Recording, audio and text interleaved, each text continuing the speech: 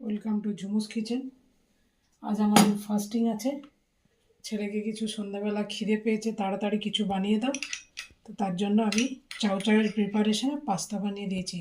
কোনো white sauce বানাইনি, কারণ ও ময়দাটা অ্যাভয়েড করে। হোয়াইট সস বানাতে গেলে ময়দা আর দুধ লাগবে। দুধটা কোনো ব্যাপার না, কিন্তু ময়দাটা পছন্দ করে না। ওই জন্য আমি চাউ চাউয়ের যেরকম সবজি দিয়ে বানাই ওরকম সবজি দিয়ে বানিয়ে দিয়েছি। তার মধ্যে অল্প হিং, একটু চাট মশলা, একটু গোলমরিচের গুঁড়ো, কাঁচা লঙ্কা, আর দিয়েছি টমেটো সস, আর দিয়েছি ধনেপাতা গ্রিন চাটনি, যেটা ঘরে বানানো সিম্পল।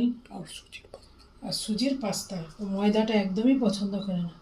সুজির পাস্তা আমরা খেলে পাস্তাটা সুজির পাস্তাই খাই। নমস্কার, দেখা হবে নেক্সট ভিডিওতে। এই আমার সিম্পল সন্ধ্যাবেলা আমার ছেলের খাবার। আমাদের ফাস্টিং আছে। ও আমাকে কষ্ট দিতে চায় না, বলে ফটাফট আমাকে চাউ চাউ যেরকম প্রিপারেশন করো ওরকম করে দাও। হোয়াইট সস বানাতে লাগবে না, এক তো ময়দা খাবো না, তারপরে খাটনি বেশি। এই জন্য আমি এটাই আপনাদের সঙ্গে শেয়ার করছি। Thank you.